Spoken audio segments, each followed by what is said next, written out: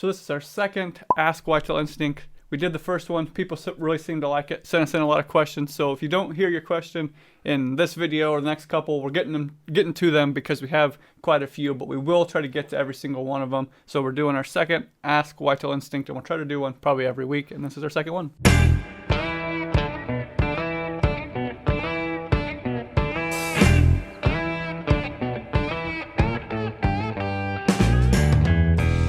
So we'll start here real quick with our first question from Stephen Lawrence asked, how can you guys and the guys from the hunting public stand in buck beds and touch all kinds of stuff and not have the buck completely leave the area?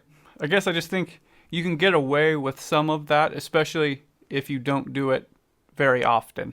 So for instance, when we did it, when I killed my buck, you guys got in that bed, figured out everything you needed to know that one time in, and then we gave him some time to come back in there without us being in there, or go somewhere else and work his way back to those beds, gave him time to calm down, and was able to go back in there. If we keep going in there a bunch of times, you're going to keep spooking him, but if you do it once, you're going to be fine. Like, they can't run away and keep running every single time they run into human scent. They'll be running forever. Yeah. So they have to deal with human scent. Yeah, and just like you said, the being in there one time, more than likely, is not going to hurt anything. Now, if we went back the next day and let's see if there's more hair in there to see if he was in there. And we went back the next day and we're like, let's see if he's in there. He's going to leave. Like, three times is going to be the limit. He's going to go, okay, too much people in this area that I thought was safe. I'm going to leave. Yeah. But the day I killed him was probably the last chance you were going to have it probably getting him. If he smelled you. Because he'd come back in and smelled me again. Yeah. You're probably going to bust him out of there for a while. If he'd have smelled you that day when you went in to hunt him, then he would have been gone. But if you go in one time, get all the information you need. So if you bump a buck out of his bed or find a bed, get all the information you can the one time. Figure out what he can see, what he can't see, how you're going to get in and out, where you're going to put your tree stand, everything you could find out all that one time you're in there, and you'll be good. Like, he's more than likely going to come back. So that's it's kind of a misconception too that I think has been spread, and we've talked about it before, that if you bump a buck, he's gone and never coming back, just because that's what's been shown on all the hunting shows since the 80s on whatever network you're watching. But it's like, that's just not the case. If you've gone and done it and then went back, you'll see, and your buck is proof of it. He's going to come back more than likely, as long as you don't spook him 18 times, then he's gone. People still comment and say you shouldn't have done that. Like, that's not the way to go. Sit field edges or sit this different things. And you can do that and kill bucks. This is the way we do it, and it works. Like, we wouldn't be telling you guys to do it this way if it didn't work. Like, it works, and that's why we do it, and that's why we're telling you guys to try it out too. Again, we've talked about it before, I know in the podcast and stuff before. It's switching that mindset. Everybody's used to doing it a certain way. It's hard to get switched to think that you're not going to spook that buck completely out of the area. Yeah, and this is the first year that we've really gone all in on the beast style tactics and had way more success and way more encounters with bucks than we did hunting the other way. Yeah, so it's just go in there once, get all the information, you go in there one time, you should be good. Yep. And then for our next question, Austin Carpenter asked, I chased 3 bucks all season. They were all on the same camera, but for the life of me, I could never see them in person because I searched all over for active or consistent bedding, but only found random beds with not much surrounding them. Any tips to put into play for scouting this off season and next season? And he lives in Georgia. Okay.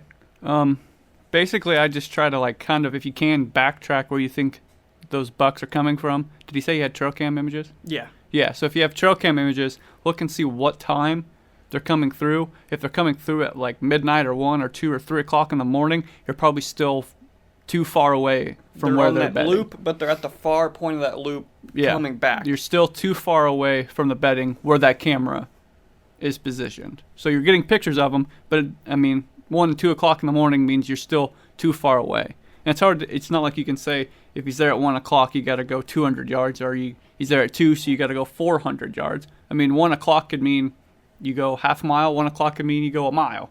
It just depends. But you're not close enough yet when you get pictures at 1 or 2 o'clock in the morning. Yeah, that's the thing. If you're getting them at that time of night, you're close, but you're not quite close enough. If you hang a tree stand there, more than likely you're not going to see him. It's going to be dark because he's not getting out of his bed and moving towards where that camera is until obviously 12 o'clock, midnight, whatever, in the night. So you need to get closer. And the thing we would do then is look at your aerial map. What areas surrounding that where your trail camera is the thick, nasty and stuff along with transitions, and then go that way. And obviously, if you can tell what trail he's coming on, that might be a good way to start and at least backtrack that way. What sort of thick, nasty cover is that way? What sort of transition lines or that direction that he's coming from or going to? And then expand your trail cameras or your scouting out from there. Yeah, like, so you know you're getting pictures of him now. It's a good idea where you have that trail camera, move it for a little while, 200 or 100 yards back where you think he's coming, and see if you get pictures. If you want to, and keep moving. Yeah. Or what we won't even probably move the trail camera, we just hunt. So instead of putting a trail camera there and going in there, we just hunt there. Yeah. And then we'd move back and hunt there, and then we'd move back and keep moving back in there. And hopefully you have enough trail cam pictures you can tell what way he's coming from. The main thing is you need to push deeper. Yeah. You're just not going far enough. So where... If you can. Hopefully it's not like private. 50 yards over. So where can you get that's going to be deeper onto that piece of public or private or whatever it is that you're hunting? And where is that thick stuff? Hopefully that's all in correlation. Hopefully when you look at the map, you go, man, if I go deeper, that's where that thicket is. That's where that swamp is.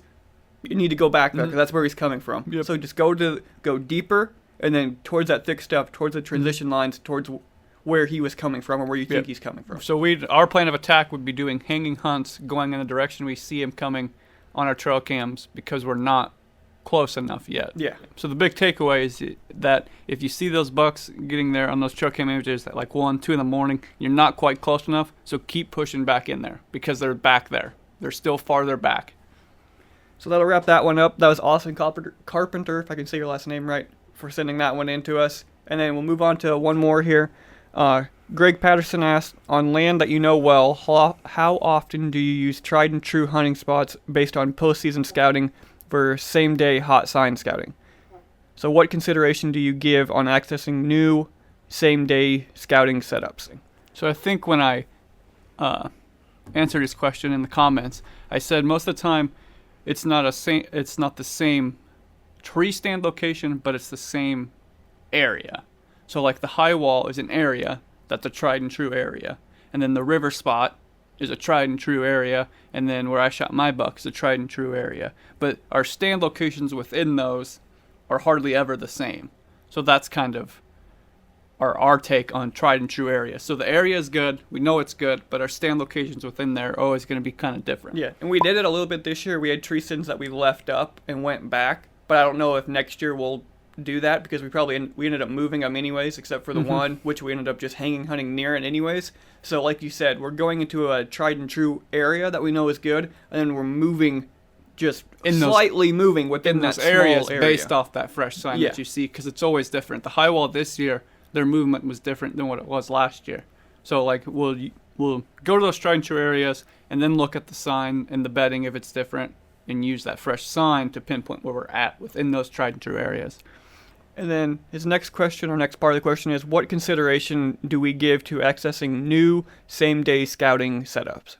So we scouted an area, now we're going to go back in and hunt it the same day. What considerations do we give to going in and doing that?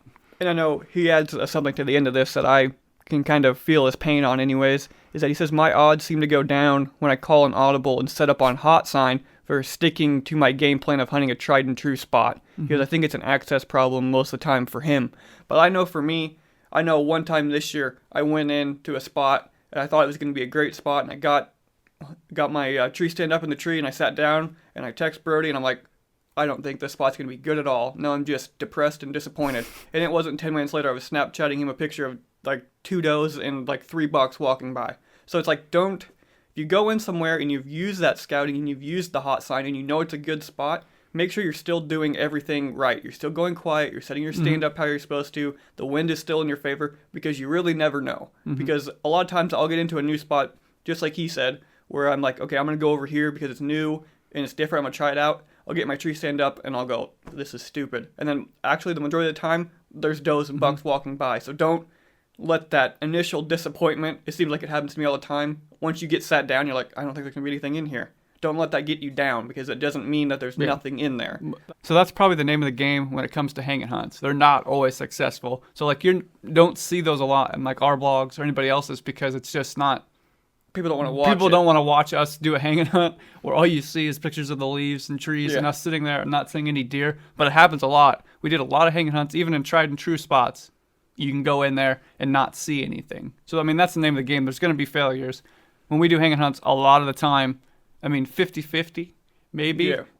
So you're If not- seeing what you're Yeah, what you if think not you're going more to see. on the failure side, Yeah. doing hanging hunts where you don't see anything. So that's the name of the game. So don't feel bad if you do a hanging hunt and don't work, because we do a lot of hanging hunts that don't work. But we also have a lot, because we're doing it that way, where we can kill bucks and see a lot of big bucks. So you're going to have failures doing those hanging hunts, because it just Yeah, happens. and I would say for Greg here, who's asking the question, if you call out audible and you set up on that hot sign and nothing happens, well, now you've learned something, so use it and keep going. The only way you're going to learn is to make that mistake or to make the right call, set up over the hot sign and have that buck walk right by. So don't 'Cause be we- afraid to do it. I set Like you up said- over hot sign for Dad's buck, and I didn't set up on it right, and I saw the deer were moving. I wouldn't have been able to get a shot, and that's why we moved to where Dad shot his buck, because I learned something from not setting up on the hot sign right. And the 2 hunts before Dad's, I didn't see hardly anything but a couple of does. So same thing, just keep after So it. don't and be trust it. afraid to keep doing it. If you see the hot sign, trust yourself, get in there, set up on it, learn something from it.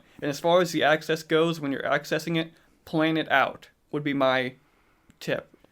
So plan it out so the wind is right, you're accessing it from the right area, you're not spooking deer on the way in, and then go slow. And that should take care of your access problem when you're trying to find, you know, when you're calling an audible, as he put it, and hunting somewhere else. Just go super slow, super quiet. If you start bumping deer, now you're close enough, maybe get an extra 20 yards after you've bumped that doe, put your tree stand up, and you're good. Yeah, because access is key, because if you do bump everything out before you get to your new spot, then you've ruined your spot. And So access is key. Even if you're calling that audible at 10:30 in the morning, you're going to hunt all day, but you want to move like we talked about before. Just go slow and quiet, and that access problem is going to take care of itself. Take the 15 minutes and plan it out, because it's going to benefit you in the long run to do that. Yep. So good questions there, Greg, because we feel we're in the same boat as far as calling that audible. At least I am anyways. I know I text you all the time, this spot sucks, and then I'll text you later, hey, I just seen one. And the more you do it, the more you're able to trust like what you're seeing. Because you know the guys from when I was with the guys at the hunting public, like they know when they see something. Now they've done it so much that that's what they're looking for. And the more we have done it, we've seen that too, where we're like, yes, that's what we're looking for. And you can find, in a weird way, the better hot sign. So just the more you do it, the more confident you'll get in yourself for finding the right And stuff. you're only going to learn it by making the mistake the first time. So that'll probably wrap it up for this Ask Whitetail Instinct segment. We talked quite a bit about those questions, but like we said before, any questions you guys have, like through turkey season, turkey hunting questions, deer hunting Editing, questions, video editing, yeah, filming, any of that type of stuff too. any questions at all, we love getting all those questions in. It's sweet to see them all come in. So if you have any questions, send them in. Make sure to follow us on Facebook, Instagram, subscribe here on YouTube. And like we said before, hopefully the snow is going to melt that we just got. We can get out and do some actual in-the-field stuff for you. I know we've done a lot of talking. Hopefully it's helped you out some. You've learned kind of what we've done. You've taken a little bit of something from that. We want to get out and show you how to do some scouting. We want to do it in person and teach you a little bit more in person. So hopefully this weekend things will be nice enough we can get out and do that for you. Thanks for watching this Ask Whitetail Instinct video.